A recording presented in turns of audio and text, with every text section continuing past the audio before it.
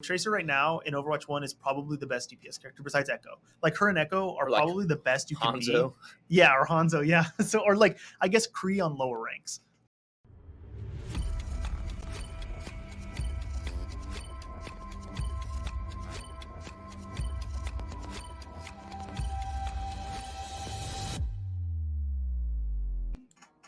Oh, hello. Hello. I am We're back. Wait. Actually, the duo is back. Wow, why is my hair so... It looks a little funky today. Episode 31, Ezclappodcast. Yeah, let's get it. This is the good one. This is the Overwatch League preview, the Overwatch 2 like review. This is a Game big review, podcast. yeah. Hey, well, you know, not sponsored. You gotta cover Oh. Yeah. Drink your teen, bros. Anyways, yeah, Soapy's back. Twizz is back. I think we just get straight into this shit, dude. Yeah, what are we doing all week? Playing the Overwatch 2 beta. Duh. That's true. Before last podcast, we talked about like what it was going to be like going into the beta and our thoughts and hopes for the beta, and who was going to be like meta. True. At least for quick play. Yeah, we've had like a week-ish to play it, probably like 5 or 6 days. Immediate thoughts. It's going to be going on for like 2 or like 3 more weeks, I think. Yeah, we got 2 more weeks for it to marinate, but I think it's still fun. It's still Overwatch because you still have your characters and everything, but it's no longer a team-based game. It is solely seems like it is a team deathmatch now. It almost feels like League of Legends, where it's like you go top, you go mid, you go bottom, and we'll meet up at the end when we win, kind of thing. That's kind of like, and like you can ask for peel, and kind of like your bot lane goes to your mid or mid lane. You know what I mean? That's how it kind of feels. It's like, I think I described it as like, it feels like a bunch of 1v1s happening, and then you have to make a call out to try to get like bailed out if you're losing your 1v1.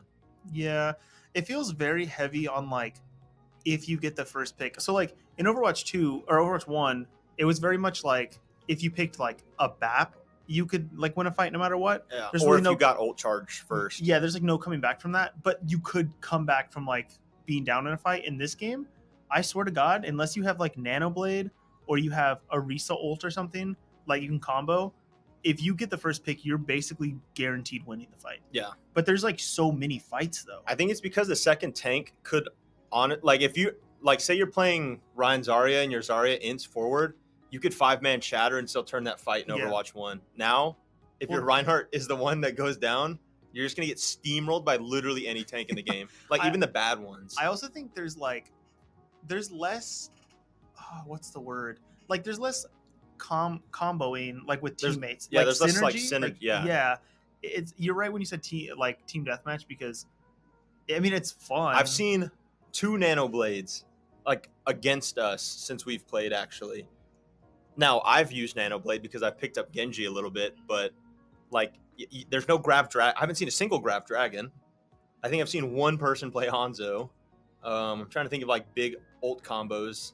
Yeah. There's no Lift High Noon. Like, nah, yeah. So then overall, would you say you're having more fun than Overwatch 1? It's hard because there's a lot. This is going to be like a comfort, or I don't even know what the word I was looking for. Controversial statement. I think they feel like 2 completely different games. Like I know that they're saying Overwatch 1 is, or Overwatch 2 is Overwatch 1. Like Overwatch 1 will disappear, but like you could almost market them as 2 separate games. Like one's a team-based shooter and one's literally just whatever you call Overwatch 2. Because like I like the team aspect of like all the comms and stuff that goes into like having 6 people. But like I also like the chaos of like, oh, you pick one person, you better believe that I can just now int, and inting is actually like what you're supposed to do once you get your pick. Yeah. Because like I'm playing a lot of soldier. If I get one pick on a healer, I'm gonna go in now and go and try to kill 2 or 3 other people. Even if I die in the process, it doesn't matter because my team is now already steamrolling. Yeah. I mean, it's very brawly. Like even if you're not playing a brawl comp, it's very much like as soon as you win a fight, literally 15 seconds later, as soon as you respawn, because DPS have a speed boost and because they're the first ones initiating anyways, and as soon as you get picks, you're pushing up. like I feel like the spawn 2 point isn't as long as Overwatch 1. Yeah. So there's very much like no waiting for your team. You're literally just like zoom, you're in a fucking another fight and then you win that. Okay, especially on push.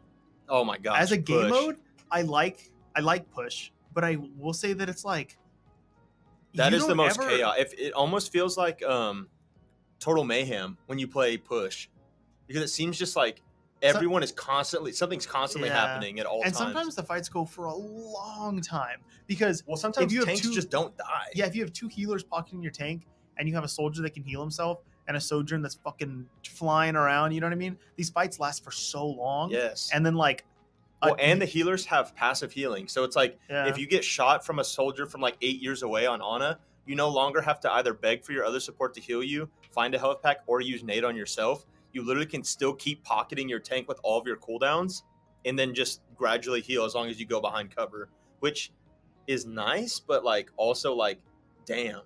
Yeah. Because that makes a Valking Mercy absolutely immortal. It makes an ulting Brig immortal. Yeah, I think so for me, I will say there are times where I really miss the pace of Overwatch 1 because I'm used to it. I don't know if it's better, but I do think that it's like I'm so used to this like taking fights 6v6 or waiting till you have these combo ults to use or holding specific points of the maps that you no longer hold anymore. Like when you play on like there's no chokes anymore, at least for the maps that are in the beta, like the new maps. Yeah, there's like no choke points because there's so many different ways to get to that point. Yeah, but I feel like even now you play other maps a little different. Like when we were playing like Dorado, right?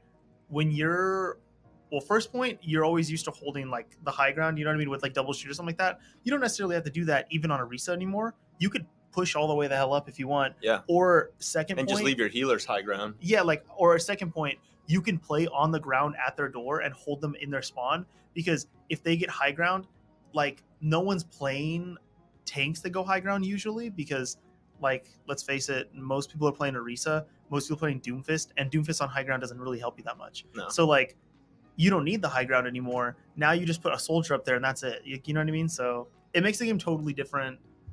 I'm not sold on if it's better yet. Yeah, it's a gray area so far. Like I said, it has 2 weeks to marinate. They are doing updates, so people are wondering if they're going to do beta like updates. They already released an update that you can no longer play ball at the moment because Wait, really? Yeah, there was a glitch where if you like did something on ball, it booted people from the game, and people like the person that you like comboed on would like get kicked from the game, and they were getting almost banned because they were like leaving so many matches because it was being abused. I saw So the devs Play Overwatch actually tweeted saying like at this point ball is indefinitely removed from the game currently. Damn, I saw the Lucio one where it was like game breaking to like if you try to like wall ride on the robot you die and your body gets sent like so far. But yeah, I think I mean overall I'm still having fun playing it. It's the only downside to it is that this sounds like a lame thing to say, but it is quick play.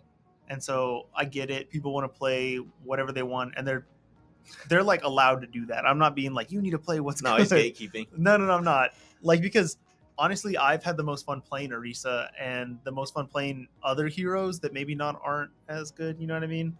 Like, well, except for like Pharah. Pharah's really good, but Pharah does seem really good. You do run into the occasional like quick play warrior where they're like, I'm just playing to have fun, which is cool, but also like we had an Ana that after 2 whole points of control, she had 600 healing. Yeah, and it's like and they said like I am new to this game, and like that's just unfortunate for everyone else. Yeah, and like it doesn't feel like there's a lot of like. There was a suggestion that someone said that like there should be like when Overwatch 2 is fully released, there should be quick play for like the quick play warriors and to learn new heroes. That's what that's for. Then there's competitive, which everyone's used to, but then there's like a middle one that has like the same offense and defense and length of match as competitive, but there's no ranking system. That's where you go once you've mastered like your quick play hero to learn and to test it into comp to get that longer game. So you're not just like stuck on attack or defense or kind of thing where like, because let's be honest, I feel like there's some apps, like if you're defending King's Row, I feel like you lose majority of the time. I feel like that's like you full cap. That's an King's easy map to cap. Yeah, that's what I'm saying. And then like, but if you're defending on Havana, you're going to win. Those people's argument was like, I want a comp, but like no SR, no like medals or anything like that. Like it's just comp, and so we can work on our communication. It's, you know what I mean? It's like Yeah. a precursor And to it'd just be- jumping straight in and getting flamed. It'd be really cool if in that too, like you could see like hero synergy. It would be like, you know, those little notes that pop Yeah, up. it could like recommend team comps. Like, Yeah. here, right now, this is the current meta in this rank kind of thing. And then, or like, the pros are doing this. Yeah, or it could be like, did you know, like if you use nano, Nano- with blade or something like Yeah, that? Nano like, Visor is doubles the Yeah. aimbot of Soldier. like that would be cool. Just so people can like, because I mean, it almost seems like Elden Ring at the beginning, where like if you are new to Overwatch, it's fucking overwhelming, and it doesn't tell you really how to play. You do an intro as Tracer or following Tracer, so you see her abilities, and then you literally just play Soldier is what you do. Yeah. And then like in Elden Ring, they just drop you in the world, and literally the tutorial is like 20 seconds long, and they're like, all right, go have fun, open world. Yeah, and also this sounds weird, but I don't know if I know going into it, we were always like tank diff, tank diff, tank diff. That's what's going to determine it. I kind of like don't know if tank diff is Sometimes if you just exist on tank, it's good enough. yeah, like if you're an Orisa if your Orisa is feeding, but she's at least there, like to DPS will not go up and push her. Yeah, Like they'll I feel fight her like- from range, but they're not gonna just walk up on Orisa because of how oppressive she is. Yeah, I feel like if you're a mediocre Diva, Orisa, or Doomfist, you're still better than like a Sigma that's kind of doing more, a Ball that's actually getting kills. Like you're still doing better than them just by being taking that space. character. Yeah. Like people were complaining about Roadhog, and I have mained Roadhog Yeah. as tank, and just as oppressive as he ever was. Like, because they didn't reduce his damage, they didn't reduce Hook. All they did was give him more health and make his healing do more. So Yeah. he just got a strictly better buff. Yeah, inherently though, there is a small nerf to his hook. I don't know if you saw it. His timer for the reset timer for when he hooks you doesn't reset until you've pulled them in. And so before it used to be when you actually just threw it. yeah, so now there could be up to a 2-second difference depending on how far away they are. But honestly, like, dude, it's not that big of a deal. when I play Hog, the only time where Hog becomes unfun is if they're running on his end, and that Hog was always unfun when they're run on his end. I will say there's a lot of like refreshing things of Overwatch 2 though. Like, I really like that Moira is like a meta healer because she's been first off, she was so good for a while, but now then she got shit on for so long. Nerfed her worse than Brig, and Brig was more oppressive, which is crazy. I still think going into this game though, I still think Rally is probably the best ultimate in the whole game. I mean, it's the best ultimate in Overwatch 1 right now. It's not even close. Like, Rally wins you a fight every single time. Yeah. Again, that's one of those ults where it's like, even if your team gets 0 kills from it, you just exhausted that much time off of a capped point kind of thing. Yeah, and then in Overwatch 2, I mean, Rally's super fucking good, but also, like, the rise of, like, Moira, I mean, Sojourn's ult. If you're clicking your shots, I've seen Sojourn, because Sojourn can also collateral with it. And like, there's been times where like I'm playing Soldier and I hear her ult and I take a single bullet to the chest and then I get a fully charged rail and like you don't even get to react. It's kind of crazy. But it's like, wow. Sojourn is Soldier with a higher skill cap because or higher skill ceiling. Because you have to aim. Yeah, you harder. can actually do bad on Sojourn. It's hard to do bad on Soldier. Even if you're missing shots, you can shoot a tank, and then there you go. That's good enough. Or like Sojourn, you could be a bad Sojourn, and your movement's bad. Your aim what I don't like is that her railgun charges on shields, and what is it? Also, it charges on something dumb. Oh, like you can charge it shooting torp turrets. Yeah, and I'm like, to me, she's not oppressive. Like she's very good, but she's not like. The problem is that there's more bad Sojourns right now than there are good Sojourns. And I get it. Everyone's learning. Like we said, it's quick play. We're not gatekeeping. She's literally a new hero, Yeah. I think... And that's what happened when Echo came out. There's plenty of bad Echoes when Echo started, and then now only good Echoes are played. To me, Soldier right now is the best DPS character. And I also think that... I think it's by far the best DPS. Yeah, he's equivalent to Tracer in Overwatch 1. Yeah. Where Tracer right now in Overwatch 1 is probably the best DPS character besides Echo. Like her and Echo are probably the best you can be. Yeah, or Hanzo, yeah. So or like I guess Kree on lower ranks. But like in Overwatch 2, it's Soldier and then literally it doesn't matter after that. No. If you have a Soldier, you're good enough to win. As long as you have at least one hit scan. Because even Cassidy now with his like so y'all complain so much about Fan the Hammer, and I'm guilty of Flash Fan. I'm guilty of complaining too. Flash Fan was not as bad as this freaking heat-seeking nade. Because, I was watching Super. he threw the nade forward at a Genji that dashed above him. The nade, he went back and watched it in 0.25 times. He's like, there's no way that stuck him. The grenade did a C pattern in the air and stuck the Genji and just obliterated his blade. And like the fact that all Cassidy has to do is hit one shot, one body shot and stick you and forget about you. I don't think there should be any ability in the game where it's like a hit and forget. Like it's kind of like the when the explosive crossbow was added to Call of Duty, where like you hit them and like you can literally just be like running to the other side of the map. Because you know it's gonna kill them. Yeah, because they're just gonna explode. That is broken. I think though that he's not as good as Overwatch 1 though, because Overwatch 1 he can run a lobby. Like you could just out soldier him. You could play Sojourn better. Well, yeah, because his grenade his grenade does have a distance, and if you don't stick it, it does like 0 damage. Yeah, and then but if you imagine if you grabbed and you threw that in there, holy shit. The only people that feel a little unplayable to me, because there's not many. To me, honestly, most of these characters are very playable. Like I don't think Hanzo's playable. I've tried to play Hanzo, and like I'm a good Hanzo. I play Hanzo in Diamond lobbies. I try to play Hanzo on Eichenwald, and like it just seems like you just get outdone by every other hero now on Hanzo. Yeah, the closest I think because Hanzo was like a tank murderer, but now like with 2 healers pocketing the tank and then Orisa having so many deflect abilities, Hanzo kind of just is useless besides his ult, but no one's grab dragoning, so it's just like I feel like Hanzo is taking a back seat, which sucks. Yeah, I think the like only other character that feels a little not fun to play at all is probably Ashe. But it makes a lot of sense. We said the same thing, like, Sniper, The only time I've seen any Ashe be good is on Midtown first point high ground. Yeah. Like, you know what I mean? Where she has that, like, range on you immediately, and then, like, trying to get to her is hard because the tank can push up, and she's so far back. Yeah, like... The only negative is that she has her damage drop off, but... Yeah, I mean, Widow feels a little I played hard, Widow. I played it's Widow not impossible. Actually, decently. I played Widow every time we've played Ruins, Ilios Ruins, and because there's one less tank to dive you, because now think about it, if the other team is playing like Winston and they're wasting that Winston in the front line to go dive the Widow in the back line, there's no like diva or you just win that team fight on point. So it's like instead of mauling because of Winston's constantly jumping me on Widow, I'm like, yo, that's fine, I'll do some damage to him and my team will win the team fight. And then what's he have to do? Go fight 1v4 on the point?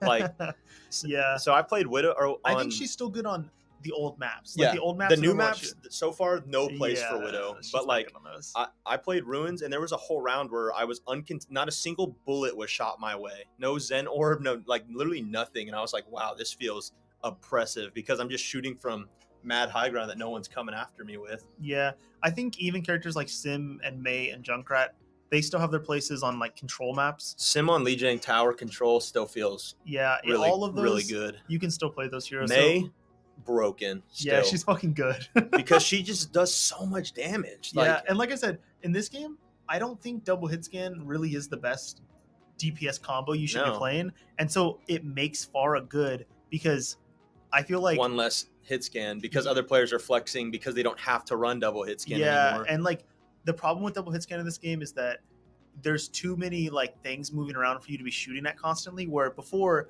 if people were playing concentrated 2 tanks together or like at least a tank and 2 healers, you knew who to shoot at. But now it's like you're fucking one DPS is over here, one's over here, and like, that's what brings us back to like it's team deathmatch. There's too much going on for there to be. I mean, maybe it's just because it's so early. There's no team comps. Maybe we'll see something different when actual comp is released. I think we'll see a lot once the Overwatch League starts, which is coming up here soon. They'll probably define what the early meta is. Yeah, because even new watch it, and even new players will be like, "Oh, so that's how you can combo these things." Like, you know what I mean? Yeah, and I'm sure there's like crazy shit that we haven't even even seen anyone even try. Like, for all we know, they could pull some like shit that contenders used to do, where they would play Mei Sim and like you throw a wall and then you're TPing here and then like your ball rolls through it and slams and it gets an immediate kill. You know what I mean? Like there's crazy shit that like you have to try once and then like everyone's like, oh my god, that's the meta. Yeah, exactly. But, I mean, they could somehow make Reinhardt good by just TPing him. I mean, they always used to do that, but like just TPing him around. That's all Rein needs. Rein should have got the DPS speed boost, and I think Rein's fine at that point. Yeah, I mean, I think Rein should be able to chase you down with the hammer. Like if you're like a like if you're a DPS that doesn't have movement, or you're like an Honor or BAP, like Rein should be slightly faster than you. So what if Reinhardt moved faster when he didn't have his shield up, but when he had his shield up, he had to stand still. That's actually fine. I mean, it's a reset basically, but Yeah. like, But there is no like shield like that anymore. So like I think he like a can, stable barrier. Yeah, he like that, yeah. fills that role. Yeah, that'd be kind of cool because then it'd be like you like push the team really close to a point and he pushes the team. Well, that's the like, one thing that sucks in Overwatch 1 is like you'll hit an Ana and like your hammer does do a little bit of knockback. You can sometimes hit people out of your range, and as long as they're turn and run, yeah, like they just get away. And I've died a few times, like literally chasing someone, like, oh no, I'm gonna get your dumbass, and then their team respawns because you're chasing them to spawn. So that's why it's like you need a Lucio. But yeah, I also in this game you see a lot less damage and healing done per round, but it makes sense. Well, one, I know there's one less character, but the way the game is played leans towards that, which that's kind of the part that I miss because as a healer in Overwatch 1, your primary job was to heal, and I think in Overwatch 2 your primary job is to stay alive. Which I know they did that on purpose, I know, but I kind of miss being like not a heal bot, but being like the plays that I'm making you can't see because I'm like I timed this nade perfectly or I hit the sleep dart or this immortality where like it's just like I have to fucking run and hide for 10 seconds while my cooldowns are like fucking recharging. I saw a tweet and it said something like all the players that got boosted to higher ranks because they could just sit behind a double shield and not have to worry about their positioning are slowly figuring out like, holy crap, 50% of healer is positioning alone. And then the other is like 25 is cooldown management. The other 15 is communication. The other 10 is actually being good kind of thing. Yeah, it kind of feels like in this game, okay, this is crazy because going into it, everyone was like, you don't need a main support in this game. You know what I mean? Because teams weren't signing main support. Dude, I honestly think anti is the best ability in this whole game because, like, if you anti their tank, your tank inherently just wins. Yeah. Like, I think, though, that, like, if you don't know how to play Lucio, Mercy, or Break, like, if you don't know one of those characters, it's going to be really hard to play ranked because, I don't know, dude, unless you're running, like, Zen Moira, like it's really hard to play double flex support. Like, you know what I mean? Because even on a Zen in this game is kind of hard still because as soon as you're in a disadvantage, you're like, gonna get run over. You're gonna get ran over. But if you're playing Lucio, Mercy, Brig, you can get away still, or Moira even. Yeah. Like, so it actually turns out that main supports are super important in this game because they're the most stable healer. Yeah. But I mean, that's all I have. I mean, I played BAP a lot, actually. BAP is probably my still main healer that I've used. And if you're playing BAP with an Orisa, it's still mega broken because she has the go gold cooldown that gives her more health. She has the absorb deflect damage. She is like hard to kill. So yeah, and then you add BAP's direct healing, his area healing, and an immortality field. Your Orisa doesn't die. Yeah. So now, like, if I get dove solo on BAP, I mean, me specifically, I've actually been able to like make some plays, but like if you solo dive a BAP on a soldier, he's gonna die because most BAPs throw down the immortality like as soon as they're about to die, and now there's that like quick delay that like a Helix rocket, you're done. I think, and you'll find in this game too, playing healers, like you're gonna have to tailor your heals to the comp as opposed to Overwatch 1 where you could force a Baptiste in a dive comp just because he's so good, but I don't think you can force a Baptiste with a monkey comp in this game because if your monkey needs too much, like you'd have to be with him at all times. So I don't know, and then that would inherently put you out of position. Yeah, which in this game you can't be on support. Yeah, but overall, I'm still having fun. I'll keep playing it. Maybe I know like it'll be cool when the new heroes get released and whatever else they add to it. So a lot of people have been talking about not getting access on the initial drop. R.I.P. Bozo. I don't know what to tell you. Like it was a lottery. Now, if you didn't get it the second day for watching the streamers for 4 hours, that's on you. They definitely gave you the opportunity, and that was free as fuck. Dude. Yeah, it was. And I got it on my alt account, and I think Twizz did also. And then I went back and got it on my main account the next day, which nothing wrong with that. I was just literally wanted my new skins over in the new game and to ensure that I had access to the beta. But Blizzard heard your complaints, even though you missed it twice. Well, I guess once for free. The second time was just the lottery thing. If you watch the Overwatch League on the first day, I think so far I've heard it's only the first day, but if you watch the Overwatch League for X amount of time, just like when you used to get Overwatch League tokens for watching, you will get access to the beta. Exclamation point drops. It drops again. Again. So here's your second time, because I've even had people come into my Twitch chat and say like, I didn't get in. And I'm like, I don't know. It's like actually Rippozo. Yeah, I don't know what to tell you. Like, I'm sorry. You can watch it here live though. But so that's a good segue into our Overwatch League talk. But I just wanted to let everyone know that you still do have an opportunity coming up later this week. Yeah, they were at one point they were saying they were pushing through like over 1,000 keys every 30 minutes or something like that. Like, it was an insane amount of people they let into the beta, and I think there'll obviously be more ways to get in, I'm sure, in the coming weeks. But they said after the 3 weeks it's going to go down and then it's going to come back up. Yeah. So I checked my Google account. So my alt is on my Google account. My main is on a Yahoo account. So for Google account, I didn't think I got in on either account. And then I went and looked, and because Twizz reminded me like, hey, just check your Battle.net just in case, because some people are not getting an email. Well, I actually got an email, but on Google, it immediately throws it into like a promotions folder that I didn't already have. It like set up a folder called promotions, and I had to go and find it, and it was in there. So if you have a Google account and you're like thinking I didn't get in, check that just in case. That's where mine was. Yeah. I got an email like 2 hours after I got in. Mine was also 2 hours after, because I was already playing at like 4:00 that day. And because I was only like 2 hours before or 3 hours after the drop that I didn't get it. But then the email had a 7 p.m. timestamp on it. Yeah. But it was still in a different folder. So check that folder, because once you click that, it automatically links it to your BNet and you have it. Yeah. Cool. Yeah, we can start talking about the Overwatch League. This is the main event, baby. Is it? This is what you waited 31 episodes for. 206 days. Goddamn. We're almost there. 3 more days away. 3 more days. Yep. Okay. So I think before we go into matches, because lots of matches this weekend, I think it's only right that we start with a power rankings. Now, this is the end of the year ranking. Like, this is where we think it's gonna. This is like, if we were gonna tell you to bet money, this is the order in which you bet. Yeah, like, these are the best teams going into the league, and I think like what you think throughout the whole league, how it's gonna turn out. So if you think a team is good right now, but you're like, but this is all contingent on like a single meta. We're not like making predictions like, oh, the meta's gonna change halfway through the season. That's why this is good. This is very basic.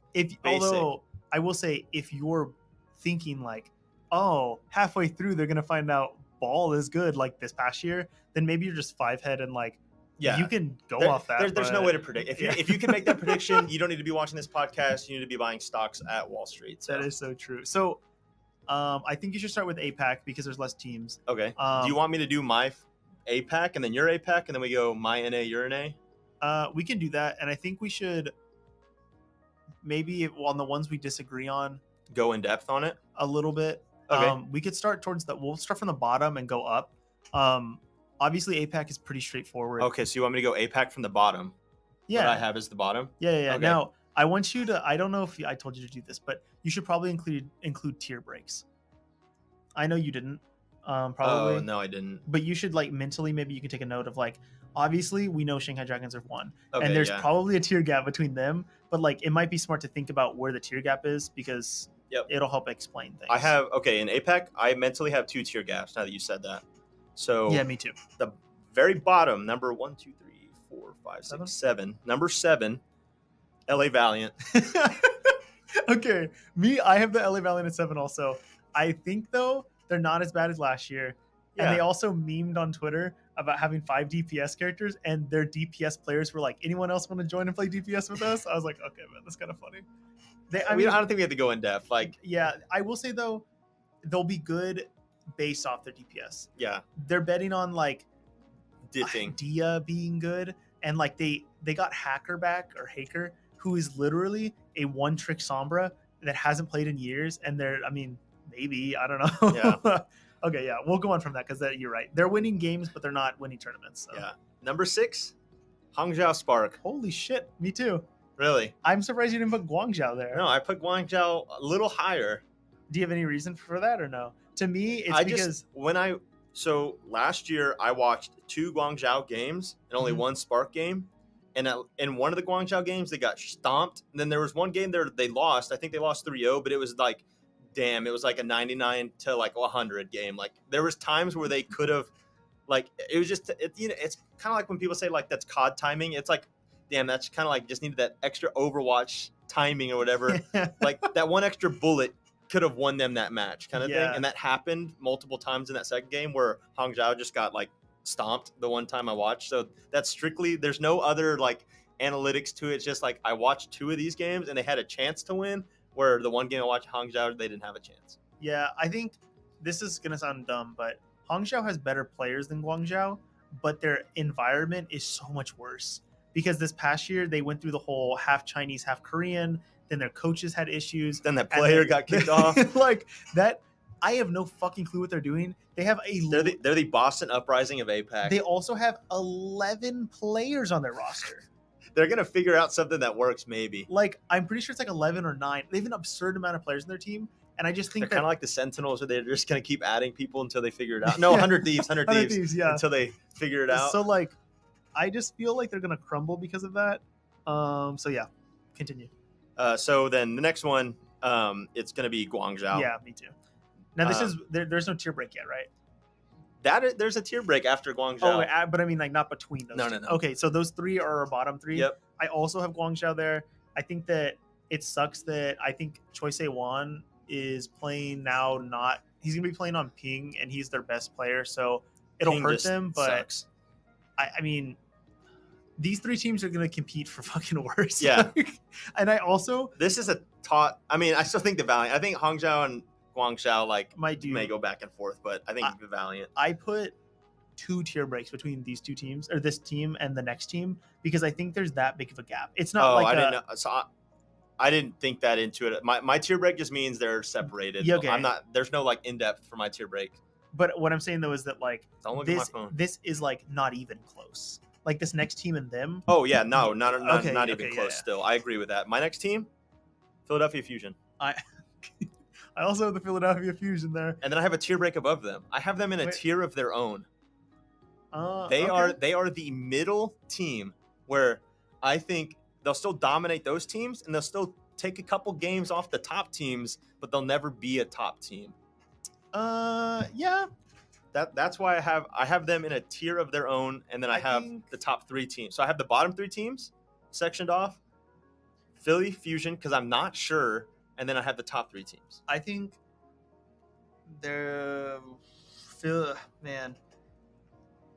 previously Philadelphia Fusion have had the pieces and have always come in second place. And this year they have less pieces. And I feel like there's no way that makes them better. So that's why I have them so low. I don't have a tier gap between these teams, but I do think that they're the worst of the middle teams. Yeah. Okay. My next team, Chengdu Hunters. Yeah, me too. They did that big rebrand just now. Okay, I want you to know, before that happened, I still had them below the next team. I want to bet on Leave so bad, but I don't think one DPS can carry this game. Leave and Apirta would have been so good. Now, the problem is now you're relying on Jinmu to be a full-time DPS player, and Jinmu is a flex DPS. That is what he is. Yeah. So if you run into double hit scan, what are you going to do? Because he can't do that. Hope that he learned DPS like Sparkle. I don't know. Like he's just that's where the problem lies, because everything else on this team is good. Like Gaga is still very good. Yes. And he can play other tanks. And like they got rid of I just can't believe they got rid of Evatol. Yeah, that's crazy. But see, like Nisha, because who do they keep? Far Away? They kept Nisha and Monk. Oh, they got rid of Far Away and Evatol. Yeah. And like they kept their backup supports, which are still good supports, but they weren't great. Like Yveltal was great. Yes. So Mercy, right? It was Mercy God. Yeah. Maybe they're just betting on Mercy not being good. Next, I have Seoul Dynasty. Also, Seoul Dynasty. This team, to me, they just seem good. Like they were contending last year. Like it was like one of those things where like when they were playing the Shanghai Dragons, I was sweating little bullets every now and then, because I'm like, you know what, this would be the team to steal games. And I think even last year I thought Seoul would steal games more often than Chengdu. They really would, and then in tournaments they wouldn't show up. I think they were like the San Francisco Shock of APAC, where it's like they're winning games they should win, and winning games maybe they shouldn't win, but in a tournament they just like rolled over, and that's why the Chengdu zone became a thing. And to me, this is crazy, because it's funny you mentioned that though, because Smurf is now their tank player from the San Francisco Shock. Yep, and that's crazy that he's in APAC. Such a good tank player. Yeah. And then you have some of the best DPS and Profit and Fits where it doesn't really matter the meta. They're going to be really good. They're like contention for one of the best duos. Now, like on their own, Profit is like a GOAT. Fitz is a very good young player. But together, they're like a crazy duo. So like it's on their supports if they, keep up. Yeah. And then, of course, number 1, Shanghai Dragons. Yeah. You know what I forgot to say is we probably should have done like an overall ranking, but maybe we could just do like a top 5 at the end. You know what I mean? Yeah. Okay. I also, the Shanghai Dragons, there's literally nothing to say that we haven't said about this team because this team is still the Shanghai Dragons, guys. Yeah, to me, it's like I put a tier break between the Shanghai Dragons and the Seoul Dynasty. Oh yeah, there should be one there. Yeah, because they're that good. But I was assuming that tier break was just. Well, I don't want to say too much. I'll wait till my top 5. Okay, yeah. To me, it's like last year the Shanghai Dragons had a few times where they were like, "Oh no, we lost a match to the Chengdu Hunters." Or there was like that one time where they didn't even play any of the. They didn't play Fleta or Lip.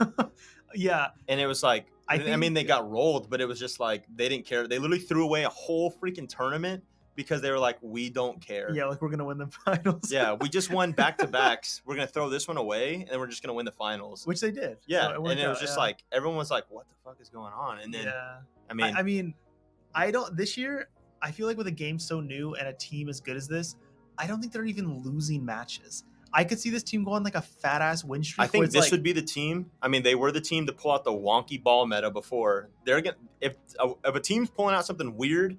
Shanghai is going to do it, but they're going to do it at the highest level because they're not going to commit to something that's not like goated. Yeah, this team is going to be like, if you have them on your schedule, you're just like, well, this will be really good practice to see what good teams are playing, and then you just chalk up the L. Yeah. And like for them, or maybe it's your chance to play a mirror match if like APAC has such a different meta than NA. Yeah, and like for them though, they're just going to be watching the bottom, the 3 middle teams play each other over and over again because they're like, well, who's going to be the best of you that's going to lose to us? Like that's what it's going to be the whole year. So that was pretty simple. That was really fast because I'm sorry. I mean, we had the exact same. The exact same. Yeah, that's crazy. Maybe, I do not think we are going to have the exact same. No, we don't have the same. Okay, I will say going into this one, my NA one I know is going to be different than yours.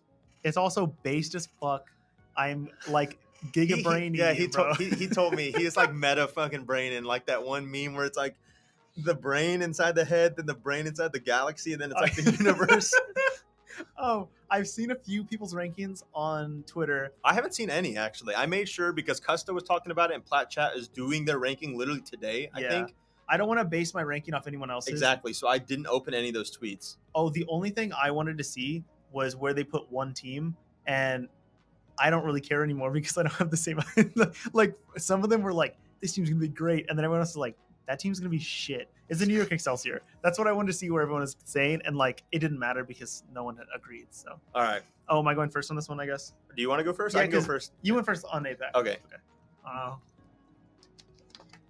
We'll start at the bottom. There's 2 teams before a tier break for me. There's a clear bottom 2 teams for me. London Spitfire last. Yes. Okay. So did I. There's not really much to explain.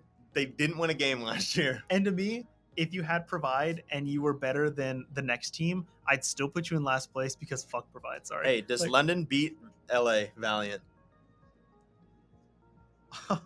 If they were to both go over and they play in the toilet bowl, who wins?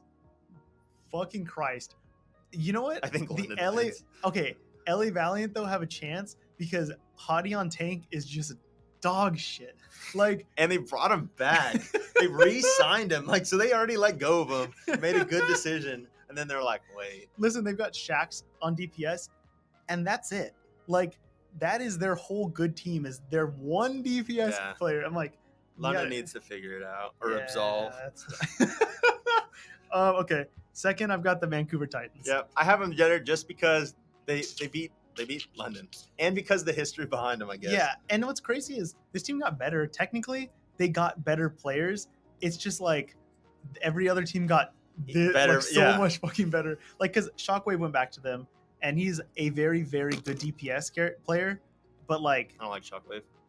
Okay, well, I can't deny he's all right. Yeah, he's a good player, and it's just like, okay, cool. Well, you may have just got Shockwave, but we just got Proper or something. Like, you know what I mean? Like, it wasn't really that good of a comparison. Okay, and then I have a tier break because those are the shit teams. Okay, I don't know if you do, but for me, it's like those two teams are playing for last place.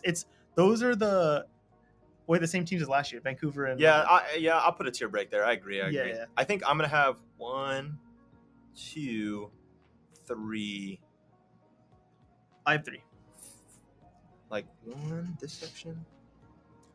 I've got like I have 3. Okay. This it was a San Francisco shock, like them being like black on the screen. That's why I was like, where the fuck? This one hurts me because I like this team, the Paris Eternal. Oh, that's what I have there. Yeah, Paris Eternal. They didn't pick up anyone good enough to really. I thought they were picking up FD God, and then apparently he's not. Yeah, I could have sworn they said they signed FD God, and then Super confirmed in a stream that FD God does not have a team. He's just purely streaming. Yeah, I mean, not that would really change anything, but I think about. But if Lucio's meta, maybe then FD, then that is a good decision. That's why I was like, that is. Strange. Also like this game fits his version of Lucio, because like last Reddit year Lucio, it didn't. Yeah, he would freaking feed. I think like Don and Khan on this team gives me memories of being like, this team was really good, but then I also remember that they never really did anything. Anywhere. Yes. They had games where I was like, they were the Washington Justice, the same thing where it's just like, oh wow, on paper you look really good. Yeah. And like they'd have these like pop-off plays where like Naga runs an entire lobby on Pharah, but then they lose the like series. And I'm like, well, that was for fucking nothing, dude. This guy makes the cover of the Overwatch League for that match, and then like they just shit the bed. Yeah, they had a chance going into playoffs, and then they like came close against San Francisco, but unfortunately, this is where they lie. That's a picture of Hyunjin. Hold on. Okay, Florida Mayhem. Whoa, so do I. Okay, hold on. So do I. Wow. I don't give a fuck what anyone says. I think Florida Mayhem kind of fucked up, and what they did was just disrespectful. They're taking a huge risk on Adam on tank.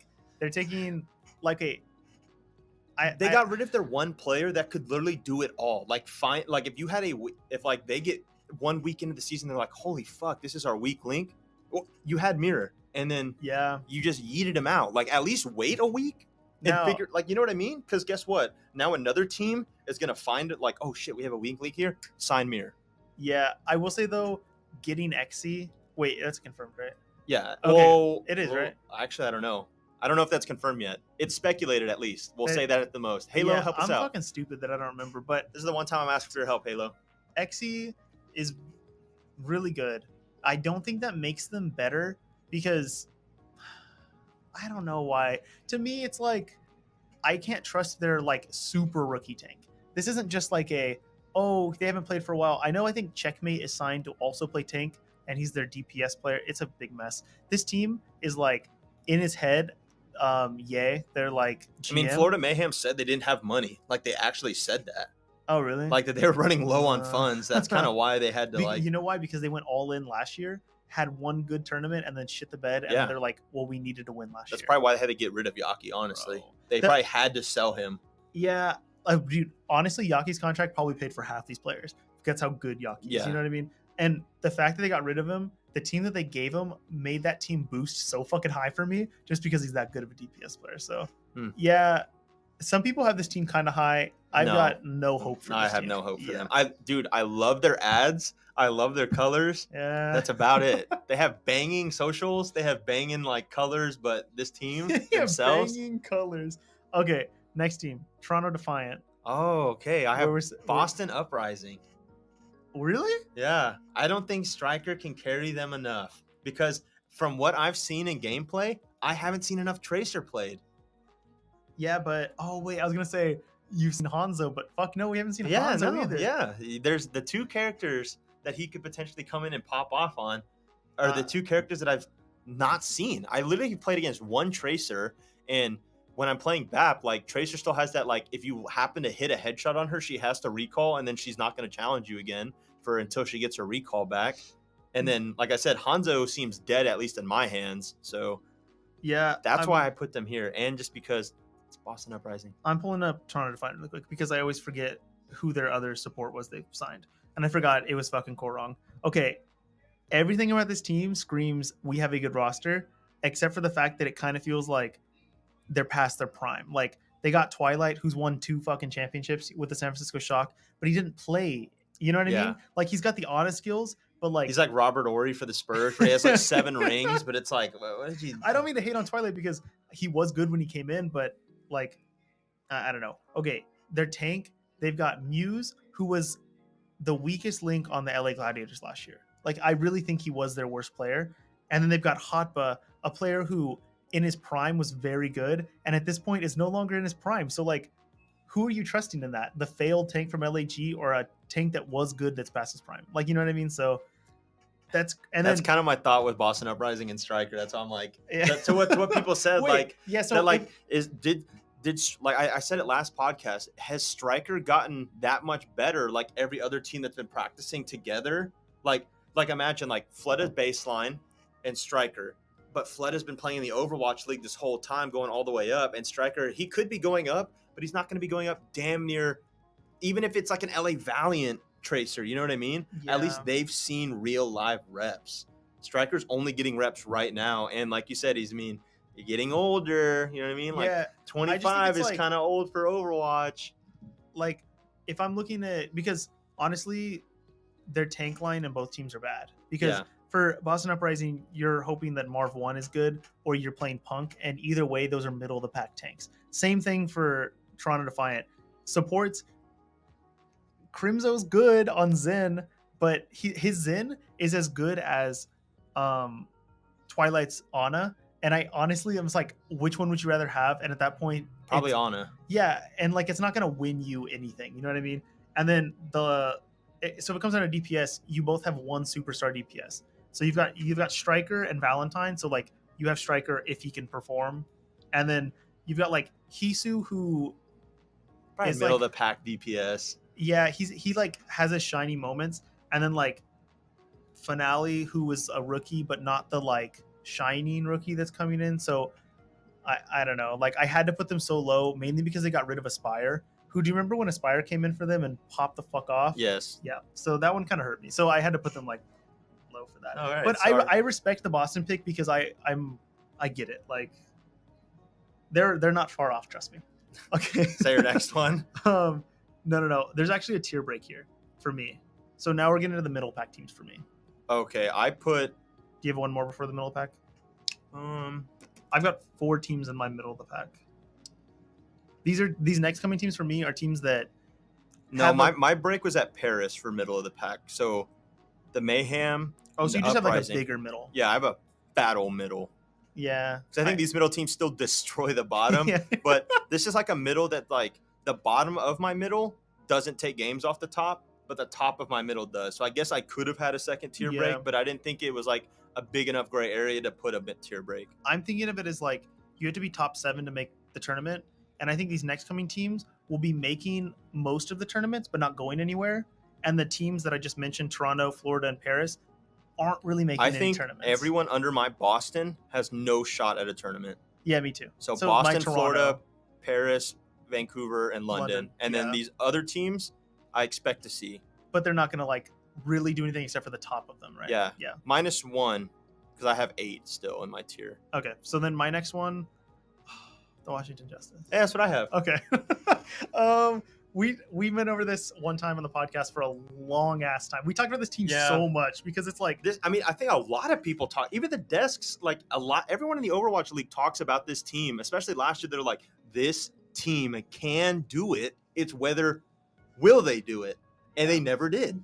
Okay, it's like the biggest like flop. Decay and Assassin are so fucking good, and now they have Happy, but now Happy overlaps DPS picks, you know what I mean? But at least you just need one of these players to pop off. So and it's like if someone's having a bad day, just whoop.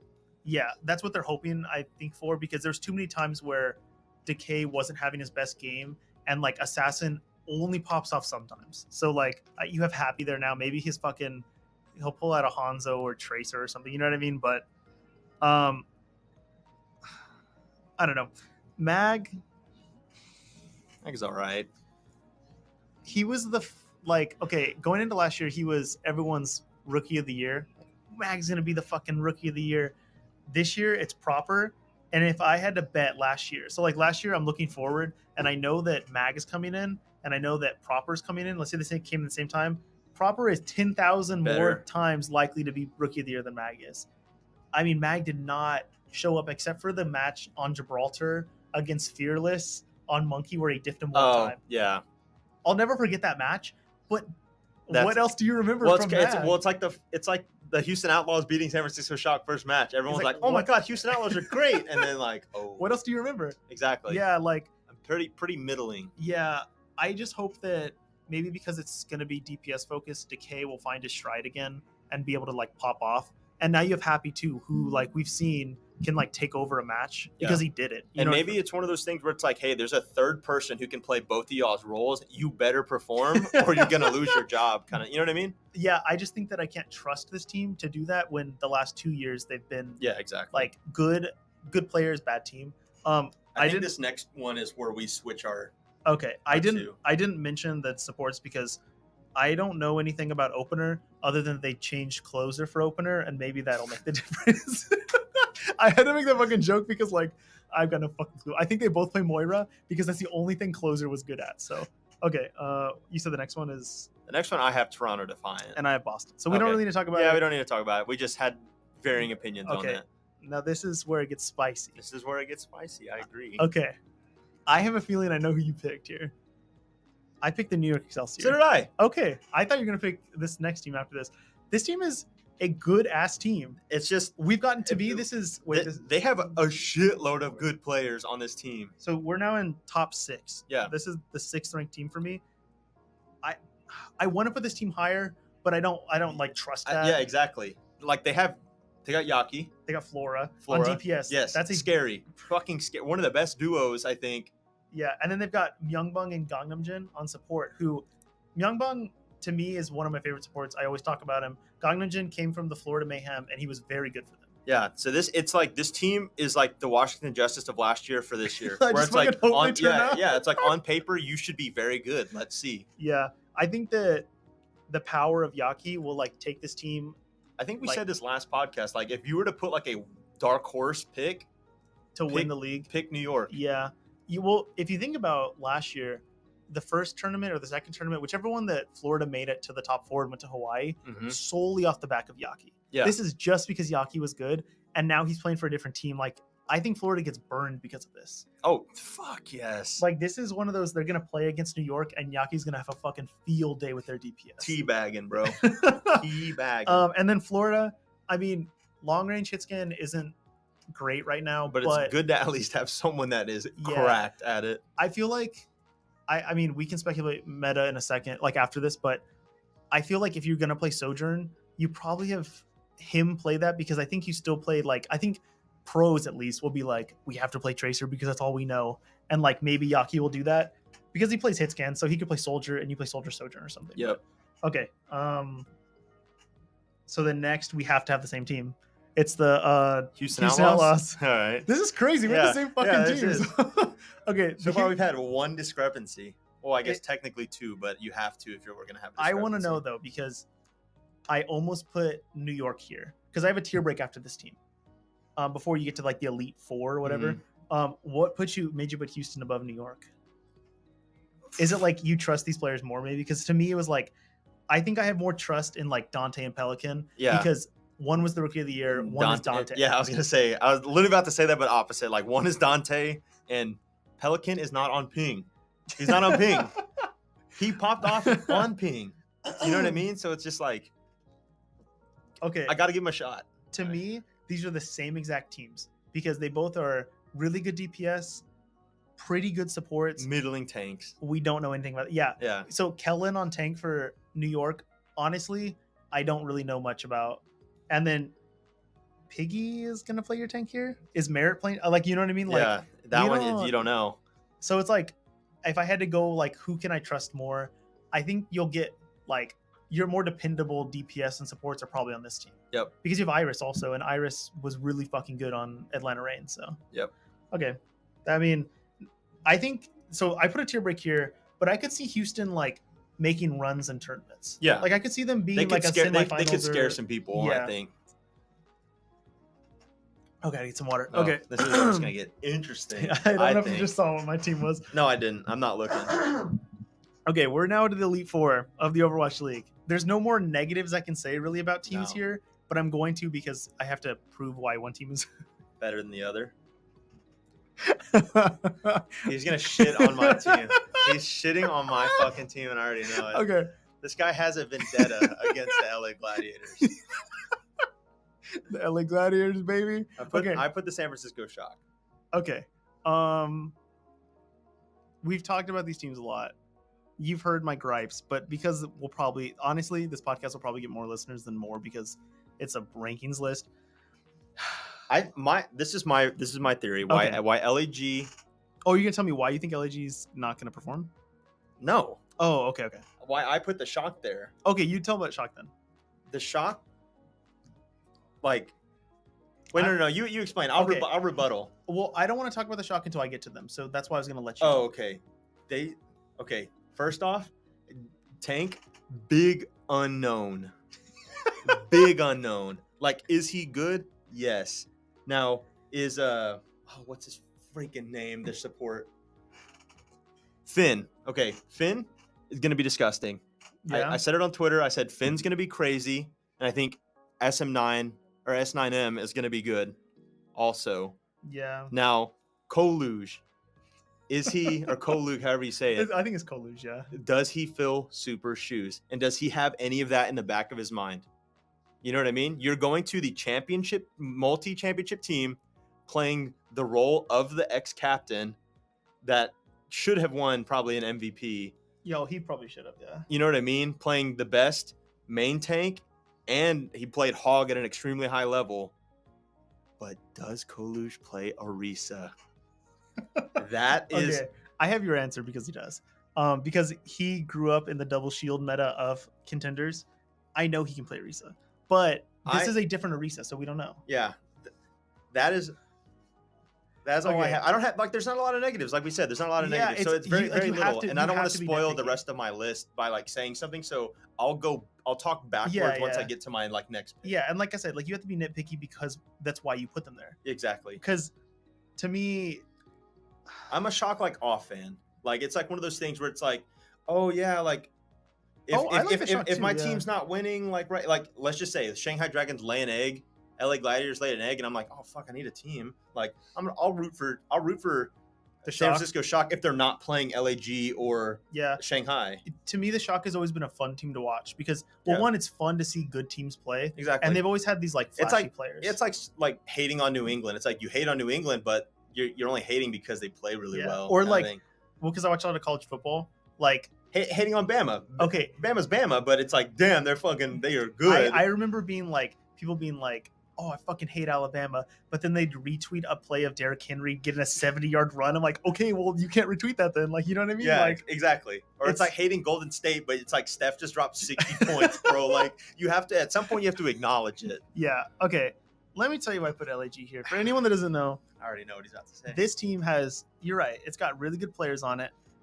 Although, if anyone remembers, they won the tournament last year, but they won the tournament that Dallas didn't play in. So now that Dallas is here, you know what I mean? Dallas isn't going to take a tournament off this year. So I don't want to spoil where I have anyone else also. To me, it's you brought in players to this team because you only made a couple changes. You know what I mean? To me, the change for Funny Astro doesn't really make a difference because Moth and Funny Astro were both Lucio players and Mercy players. That's all they played. They didn't play Brig, either one of them, because you're going to have Skewed play Brig. Shu on Flex support is a god on Baptiste. And that's where I'm leaving that because he's not a god on Ana. No. He is good on Baptiste. Baptiste in this game, to me, just feels not Baptiste. I feel I would have put them higher if I didn't play the beta because after playing Baptiste and running into maybe 2 other Baptistes in 3 days, you know what I mean? You didn't run into Baptiste very often. I'll be getting 5Ks though. I did get a 5K. I see first 5K in Overwatch 2 beta probably. I see pro players on streams and stuff, and most of them, I know obviously they're not gonna spoil what they're playing, but I don't really see anyone playing Baptiste. Playing a lot of Ana. Yeah, Finn played with Super all night and only played Ana Zen. And you know what? I bet you his Ana is probably better than Shu's. To me, everyone gets lost in the sauce on the flashy plays of LAG. Everyone knows the Shu window for the 3K or 4K against Chengdu to win the tournament. Without that play, they lose the tournament. So what does it matter? They were still second in a tournament, which half these teams haven't even gotten to ever. Okay, but if Dallas is in that tournament, they're at least third. I don't think they're, you know what I mean? Because they weren't better than Chengdu. They were not. Chengdu was the better team and lost because of their own misplay. It's like, how lose? Like, to me, Chengdu should have won that tournament. Cool, LAG won it, but it doesn't matter because they're both worse than Dallas. And they're, Chengdu did beat Dallas a couple times. But they also were both worse than Shanghai. But you could also say the reason why LAG is higher than San Francisco never made it to Hawaii. LAG was there every single tournament. Okay, but I put LAG here because if you don't have LAG here, I can guarantee you have LAG above Atlanta, and you can't do that. You can't have LAG above Atlanta because what happened in the playoffs? Atlanta got second place. You're getting too far ahead. I know. Let's go to the next one. Okay, but let me just finish talking about one more thing. The DPS in this team, good. Kevster, fucking goated. God Tracer. Ons, you know what happened last year? He was so bad he didn't play. Okay, well, I'm giving him a second shot. Okay, that's fine. But what I'm saying, though, is that you are betting. Everyone is making their predictions on LAG based off of goated Ons. Off of 2019, I'm actually making it off of Kevster, though. No, yeah, that's fine. Kevster, even, like, the only person that I saw give Kevster any fucking trouble in any of the games, literally Shanghai. That's true. That was when, and Lip had the crazy play where he translocated back to him after he recalled and fucking punched him in the back. That was fucking crazy. And then Flood is just strictly better. To me, the only players that are on his level right now are Yaki from NYXL and Kai from Atlanta Reign. Yeah. Okay, and Proper. But that's a whole nother story. You know what I mean? So, like... But if Striker comes back as Striker, you can add Striker to that list. Yeah. But not if... I'm not taking that risk to put him there. Yeah, that's just an NA, too. So, like, to me, it's like, this... You're right. Kevster, I will give you that 100%. Patapan, if Genji is meta, cool. Patapan will turn out to be good. And Genji is really good right now, by the way. But all I'm saying is that I kind of don't think his Genji is as good as, say, like, Sparkle's Genji or even Fleda's Genji. You know what I mean? Yeah. So, like, you sign these DPS players whose peaks are, like, fucking-mental. This is, like, a team built to beat the Shanghai Dragons, but they can only beat them if they're all performing high-leveled, and the Shanghai Dragons don't have to perform at a high level to win. Yeah. You know what I mean? So, like, I don't know. Also, on Tank, because I didn't mention them, okay, Space doesn't have as deep of a hero pool as people think he does, because he could get diffed on tanks unless he's playing like the ones he's good at. And Reiner is a very good main tank. That's all I'm gonna say. I like Reiner. Like that's to me, he is the shining star of this team that could be. You know what I mean? So that's why they're fourth for me. Okay. I have to rant about that team because like I have so many problems with fucking LAG. Okay. Am I going next? You want me to go my yeah, three? Because I was just talking. Yeah. LA Gladiators. Damn. I knew. That's why I said don't get too hard ahead of yourself. Dude, I'll give you my reasoning here. I'm so proud of you. I'll give you my reasoning here.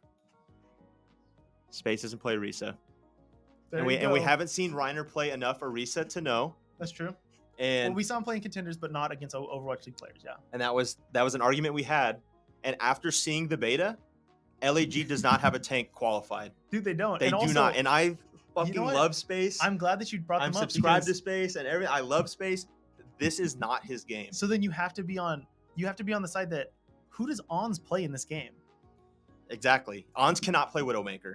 Okay, and his best DPS character is Ashe. It's not Widow. Yes, and you can't play fucking either. Ashe. So who does he play? Sojourn? Ons is going to struggle, and they're going to struggle in the tank line. They're going to have to, like you said, Reiner and Kevster literally have to do the absolute most. Yes.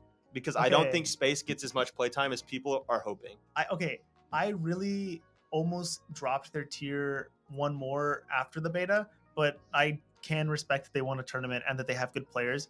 But I could actually see this team drop out early in tournaments to teams that learn how to play Orisa. Yep. If this team does not adapt, they will fail. Yeah, they will. And you know what happened? That's what happened in the playoffs too. Like when they lost to Atlanta twice, I'm pretty sure that's how it went, right? Yeah, they got smoked by Atlanta. It was kind of like Atlanta learned the meta and they couldn't keep up and they didn't even win. I think they got 3-0'd one of the times. Like, you know what I mean? Because they didn't even have a Rhine to like go against. Exactly. So it's like. And so that may happen this year. They may not have an Orisa as the Rhine from last year. I think there are a lot of teams that are meta dependent, but this team is incredibly meta dependent. What's your third? Atlanta Reign. which I think that means who's next. Okay, this team is most people's number 2 team. I think most people went between LAG and Atlanta for number 2. I put them to 3 because I have a lot of faith in number 2. That's the only reason. I think this team can win tournaments. I think that they could go far against the APAC teams because honestly, there's not a lot of good APAC teams. And like, if I'm going based off the end of the year, they're going to have Speedily. And the way we've seen projectile DPS in this game, like Sojourn, like Farah be played, I'm sure Echo is actually secretly good and we don't know. I played Echo and she seemed just as busted. With a Mercy Pocket, I'm sure she's good. So like, I played her without a Mercy Pocket because you can dive the backline and like there's one less person to chase you down being a diva essentially. Yeah. So like, I see Speedily helping this team in the end. And also after playing the beta and knowing that Orisa is a fucking good ass tank, guess what? They finally got who they needed. You know what I mean? Like, this is who they needed to be good. They needed Orisa to be good. And right now she seems like she is. I don't even need to talk about their other DPS because we know what Kai can do. You know what I mean? Nero is a placeholder. Kai is really good. Speedily is the best player. And they're fucking supports. You know who can stay alive on support? Fucking OG and Ultraviolet because they're from American Tornado where they could play DPS. You know what I mean? So like, I'm not worried about this team because I'm pretty sure, I think it's OG, right? That can play main support. Like he can pull out a Lucio or Mercy. One of the two does. So like, I know that they have the players able to win. I just have this like sneaking suspicion that the team I have above them can peak higher because they have new talent. And that's the 10th I'm giving you. All right. Okay. My number 2. Oh, wait, that was 3 for you, right? That was 3 for me. Okay, then you can do your number 2. San Francisco Shock. Are you fucking... No, I'm trying to hide mine. Oh, I thought you were fucking recording me like, hey, dude, look what happened. Okay. No, Okay. I just don't fucking agree at all. You don't agree with this. No. What did you have them for? Mm-hmm. Okay. Give me like 2 seconds. You want to hear my number 2? Okay, listen. If you do some dumb shit and don't have Dallas at number 1, I'm gonna be really upset at you. Oh my fucking god. Number 2?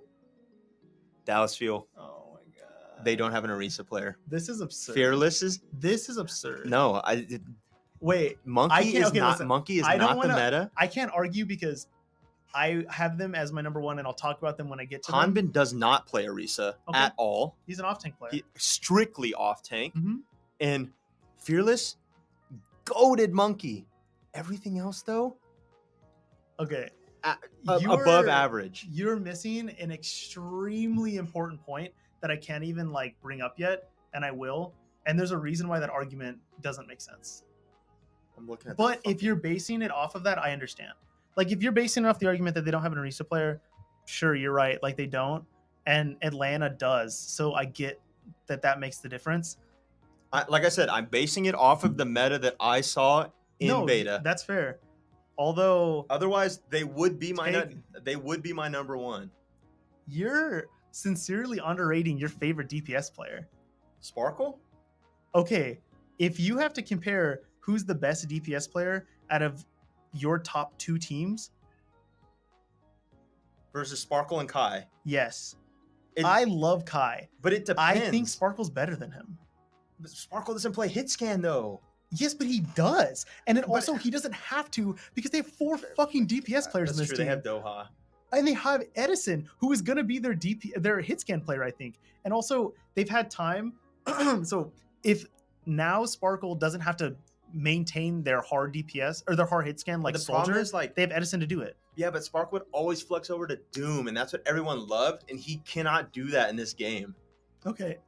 Because he literally can't. I mean, I guess he can because they have the DPS to fill his backfill. If he does do that, which who knows, you may see that. I mean, you saw Super play 3 games on Genji last season, so I mean, you may see Sparkle Doomfist if Doomfist really becomes hard meta. But okay, I thought you were gonna like this because I bit a bullet and put Atlanta number 1. Yeah, I agree with part of it, and let me tell you my San Francisco Shock first, okay? Before I get into Dallas Fuel, because wow, I mean, you're right. I'm glad that you fucking put Atlanta ranked your fucking most hated team high. Yeah, But- and I took LAG down to 4. No, down to 3. Down to 3.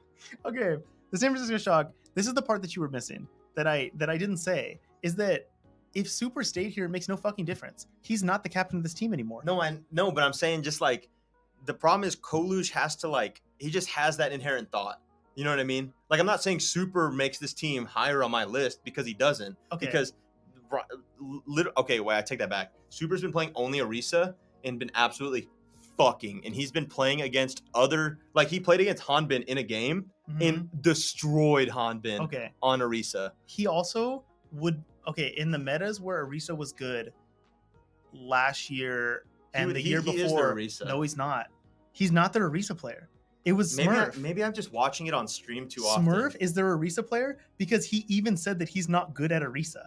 Like in Overwatch League, Smurf is an incredible Orisa. It's just like in the end of at the end of last year and the year before, like one, he was the captain because they were calming in English and like he was the leader of we're gonna play Reinhardt or whatever. But Smurf was also their monkey player. He just played Reinhardt and Hog for them. Like and that's what I'm saying. Like Kolush has to like they're literally because they only have like one tank, so they have like you're right. He has to fill whatever. So that's like you said about LEG being like a meta comp. Kolush has to be able to fill whatever meta spot. Yes. This would be a team that may sign Mir if Kolush can't get it done. But I think that between this whole team, they have coverage of tank because Kolush is the best in a tank that they could have grabbed, right? He was the best available player. Yes. And I think that they already had him signed before the Super announced the retirement. Also, you know it. What's crazy to me is that like we've talked this whole time about, wow, this DPS is good, but their tank is middling. That's the same thing for the San Francisco Shock, except this time we know that their tank is good because he's good in contenders. And like he fucked good enough to get to the league and they fucking denied him. You know what I mean? He should have been in the league before and he got denied. Okay. And then between Proper, who I don't like giving people props before they get into the league, but there's so much hype behind this guy. He like single-handedly is destroying teams on his own. And then I've heard about how scrims are going right now, and apparently he's the best DPS player in the world right now. Like it's actually like of what scrims are going, because there's like reporters that know, like Yiska was talking about it, and he said right now like teams are scared of the San Francisco Shock because of one player. That's how good he is. And that he's good enough to play Doomfist on tank, and they still have good enough players to fill their DPS because Violet will move for them up, right? Which, like, I don't know. Like, everything about this team to me seems like they have it covered except for tank, but I'm not as worried about them as other teams because, also I said Violet, I didn't mean Violet. I meant S9M. I know Violet can play DPS, but I was like, wait, is he really? No. He's playing main support. But like, if he's your captain and he's been through it, you don't really care about Kolush. He is literally Nero of this team, where it's like, you know what? If he's good enough, the rest of the team is going to carry this guy. That's why I have them number 2. Which is so risky, though, for your only tank. I know it's risky. It'd be different if it was like the Shanghai where you're like, well, Fate, let's see if you're good. And then it's just like, okay, well, let's just plug in the second best tank in the world, Void. Like, you know what I mean? Or vice versa. You know what I mean? So that's why I was so like, but see, why one? But after playing the beta, doesn't it kind of feel like if he's just there, it could be good enough? Because if you have your DPS running fucking wild, then who fucking cares? Yes, but if you have an Orisa on another team running wild with DPS that are also running wild, Orisa is fucking scary. Like, she is like literally oppressive, like Sigma on release, scary on tank right now. So that's why it's like, damn. And I think the only way to counter Orisa is to play Orisa. I know, but I think at that point, if you're playing a mirror comp, it's not going to be whose Orisa's better. It's going to be whose DPS gets the first pick, or whose support has more impact apart from healing. Yes. Who hits the anti, I think. Okay. And I think I've said that before, maybe not on the podcast, but while we've been playing, it's literally whoever hits the anti first, because there's no shield. Yeah. And whoever lands the bigger anti wins. And like, the reason why I have them above LAG is because their supports are better. Kilo and Finn, to me, have more potential pop-off than Shu and Skewed. but I think OG and Ultraviolet are on the same exact level. I think it's a coin flip to me between them and Atlanta Reign, and I think LAG just falls a little bit behind for them. I think my reason against your San Francisco pick and the reason I have Dallas second are the same, is that the tank is such an unknown for both of these teams. And you just like have more trust in. I get it. Yeah. Okay. Because we know that the one thing that Atlanta does right is main tank. Is main tank. You know what I mean? It is, where most other teams do like off tank. Yeah. And it's just like the good main tanks on other teams get like called out because there's so little of them good, like Super on Reinhardt, Fearless on Monkey, like, you know what I mean? Yeah. It's just things you don't see, but everyone hypes up off tanks. Like you could say like, what's his name? Space on Sigma. Like everyone talks about the off tank. That's why it's just scary that it's probably going to be a main tank meta. And it's like, fuck, Fearless doesn't get to play his postmark hero. Okay. Now here's my thoughts on Dallas Fuel. Last year, the meta was invented by the Dallas Fuel. That's fair. Okay, twice, not just once. First off, they were the team that invented the zombie comp. Okay, the whole Winston fucking Moira. We're playing slow and not dying. They also were the ones that double bubble. Okay, they started playing double bubble. I'm not tripping. They were playing the ball comp at one point, and then and it sucked. Oh wait, it was bad. I'm thinking of No, they tried to play ball and it was bad. Yeah, wait. I'm thinking of I was thinking of the zombie comp where Shanghai learned it and then beat them with their own thing. Okay, but at the beginning of the League 2, they also had the whole like, we're gonna just play Winston for ult and then play Nano Winston into you, even though that probably wasn't the best comp because double shield was probably better at the time. And then they went to the zombie comp. You know what I mean? So you're saying they're gonna still force Monkey? Right now, the meta that's being played in scrims is what Dallas Fuel's playing, because everyone is afraid that they know what the meta is because they're like coach fucking Moon. Is it Moon? No, Moon's the coach of the Shanghai Dragons. I'm fucking blasted. Rush.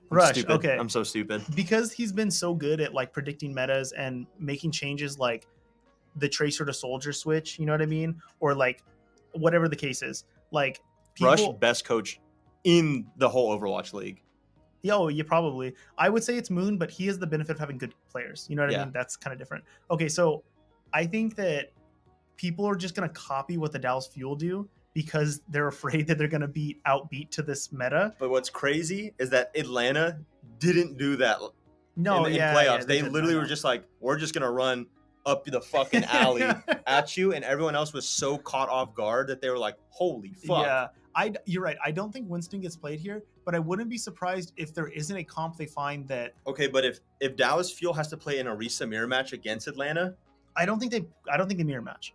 I think this is a team that is we're too big brain for you because we invented all these metas that we're gonna do something like Shanghai where they'll pull something wonky out and be the best at it. I would not be surprised if they put Sparkle on Doomfist. If they put Sparkle on okay. How many they have 3 or 4 DPS players? So put Sparkle on Doomfist. If they put Sparkle on Doomfist, they're my number one. Yeah. If literally he's that good at Doomfist. If they mark my words, this is an edited list. If they put Sparkle on Doomfist, this guy fucks. Yes. Then this team is my number one because my asterisk was the tank problem. Okay. Also, so if Sparkle is Doomfist, this is my number one, and I will be buying a Sparkle fucking jersey this weekend. I think the synergy between your supports and tanks here, or support and tank here, if you're playing, I think something Dallas like, has the better synergy. I think with so. Fielder. And I think if you have someone play good old Moira Lucio, they pull it out because they know that that's how you play. And this time, instead of having the Winston, you have a Zarya, and you have one of the best Zaryas in the whole entire fucking world on your team. And you just play the don't let our Zarya die, keep her at high charge. I think this team is like kind of unbeatable because they already have like the synergy to know how to play that comp in double bubble. Just this time, your double bubble is just your Zarya because you still have the two. Yeah, you still have two bubbles. Exactly. They played exactly the same way. This team knows how to play it because they have the players that already did it. You know what I mean? Or like we said, like you play double bubble, and it's kind of like what we've been doing when we play online, where I'm playing Genji and I get bubbled in. And you can get bubbled out also. Well, then I just dash out. Oh, yeah. And then our Zarya walks in with her own bubble, guaranteed hundo charge. By the time she's already in, her first bubble that she used on me is already out. You know what I mean? So Genji could be good. Sparkle could be playing Genji, and they play the Genji as the double bubble. Yeah, I think at the end of the day for NA, I just have faith that this team will figure it out because this past year they did. You know what I mean? I know in the very, very end they ended up getting like what, 4th place, I think, or 3rd place. Now, if I had to put a ranking to say if they're what team wins over Shanghai, Dallas is the team I pick. Not Atlanta for my number 1. Yeah, okay. I have faith that this team will be at the top of the NA leaderboards, and they'll probably win an NA tournament. Well, no, I'm not saying Shanghai loses, but I'm saying if I had to pick a team to go up to do their best. If there's a team that at their peak has to like everyone perform, you know what I mean? I have to think it's Atlanta or LAG, because if LAG gets the meta they need and Ons can pop off, that's a Shanghai killer. You know what I mean? Mm-hmm. So that's the only stipulation to this. But I didn't want to put fucking Dallas because I thought you were gonna fucking clown on me for them being like because you clowned on me the other podcast about liking Sparkle so much and investing too much into them. I know. I just think that they're one of those. Brain me out of my own team. To me, it's after I already bit the bullet for LAG and said, you know what, you're gonna have to step. down. I'm taking my hype away. We're on a sports podcast kind of or network, so this is like Tom Brady moving over to the Buccaneers, and it's like I have faith that he can figure it out, and he fucking did. You know what I mean? Yeah. So like, but they did bring back Gronk. I know, but they have all the same players too. That's true. So I guess like, same thing. It's like I have faith that this team will figure out what they need to figure out and be good because they have the coaching there to do it. Okay, so then all I want to know is your top 5 for overall. Where does APAC fit into this? I'm gonna just go from the top because I think that's easier. Okay, yeah. Shanghai. Yeah. Now you fucking made me change. Shanghai. This is the end of, so like at the very end of the year, this is what it's gonna look like. I'm gonna cement this. I'm not changing no more. I'm cementing this. It's on a podcast. Shanghai. Dallas Fuel. Mm-hmm. Fuck. Shanghai, Dallas Fuel. God damn, this sucks. Shanghai, Dallas Fuel. I'm just going to be quick. Shanghai, Dallas Fuel, Atlanta Reign, Seoul Dynasty, Chengdu Hunters. Holy shit, you put 3 APAC teams there? Yeah. That's sick. I wasn't going to put 3 APAC teams. I'm going to put 2. I wanted 3 APAC teams. So then who did you leave out? You left out... Well, part of me wants to replace Atlanta with San Francisco. Oh, you left out San Francisco. That's who it is. And I also left out LAG. Yeah, okay. Now, I do not think, like you said, I don't think LAG beats Chengdu again. I don't. I literally don't. I fucking know they don't. So that's why I have to leave them out of the top. Okay, now this is... You know what? Scratch that. I'm taking fuck Scratch Atlanta. that. I'm so tired of Atlanta. I'm so tired. I'm not fucking bowing down to Atlanta. Fuck you, Atlanta. It's Shanghai, Dallas, San Francisco Shock. Oh, let's go. Then Seoul Dynasty, then Chengdu Hunters. That's it. 3 APAC, 2 NA. APAC wins the league. Okay, so I've got Shanghai at number 1. That's undisputed. Then I've got the Dallas Fuel. This is where I switch it up. Then I've got the Seoul Dynasty. I think their DPS duo with their tank is just so good. I think it's good enough to win tournaments against NA. They're not good enough to beat Dallas Fuel or Shanghai Dragons. And then I got this is tough. I got the San Francisco Shock, which feels so gross to me to say. San Francisco Shock, and then Atlanta Reign, and then the Chengdu Hunters, right? So 6 is Chengdu? 6 is Chengdu. But I put 2 and 3. You know what I mean? Yeah. Like you just switched. I had 3 APAC, you had 2 NA. Yeah. I think 3 NA. To me, I just ranked Seoul Dynasty a little bit higher than Atlanta and LAG. I think they're better than those. It's still just so contingent on the meta and if they have 2 separate metas again. Yeah. I think that's tough. I mean, that's crazy. I've got this written down. We're gonna look at what it looks like. Compare ours to Plat Chat. Fuck.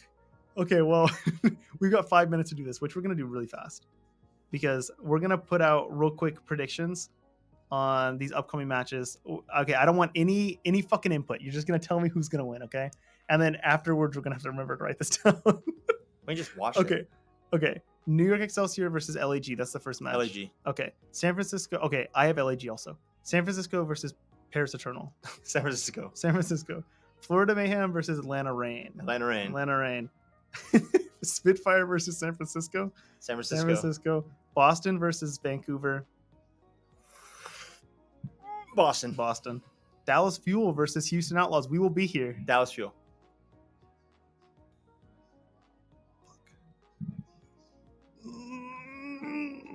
Houston Outlaws. Okay. Toronto Defiant versus Washington. I feel like they're gonna have their Shanghai match, or I mean their San Francisco match, What do you mean? where they beat San Francisco in the beginning of the year. Oh, okay. Okay. Toronto Defiant versus Washington Justice. Holy shit, that's a close match. Toronto Defiant. I'm I gonna strictly just like the Defiant better. That's I don't fine. know why, but I just do. I'm gonna go Washington Justice. Atlanta Reign versus New York Excelsior. That's a good match. Fuck. I'll You know tell you what? mine. I'll tell you mine. You know what? New York. I'm going Atlanta Reign. Fuck Atlanta. Boston Uprising versus LAG. LAG. LAG also. London Spitfire versus Vancouver Titans. We get a toilet bowl match to start. Vancouver. Vancouver also. Paris versus Florida. That's a very close match. I'm gonna go I'll go Florida. Paris. Washington Justice versus Dallas Fuel. Dallas Fuel. Dallas Fuel also. Toronto versus Houston. That's also going to be pretty close. Houston. Yeah, I'm going to say Houston also. Okay, well, you fucking heard it here. Those are our picks. Next podcast, we'll go over how we each went. Winner and gets a then prize. Maybe some fries. Maybe a G Fries Fuel and container. Hey, that's a good one. That is a good one. Okay, well, you can find it. Okay, some of this is going to be clipped onto TikTok because I got to go big because it's the beginning of the league. This is when we're getting serious with this fucking podcast, all right? Oh, I can't say that. I almost said what we should have our sponsor be. I said before the podcast. Okay, you can follow the podcast on TikTok at EasyClapPodcast. You can follow me at Jonah_Christ, although I don't really post Overwatch stuff there. It's mainly K-pop, so. You can follow me at Sean Thompson 10_ and also at Talk Overwatch, both on Twitter. I post Overwatch stuff on both accounts. And then you can follow me at Soapydishwaters on Twitch, which this is also live streamed on in case you wanted to have active comments and us answer your questions. We didn't do an easy clap of the week for the last few weeks. Real quick, easy clap of the week is that dude from Call of Duty that yelled, won the tournament, said, "You keep sending teams over here to spending money in Florida just to lose to me." Well, guess what? You won the tournament, but you got kicked out of your Call of Duty league. That's a fat L. R.I.P. Rip Bozo. Peace out. Oh my God. Yeah, see you later, guys.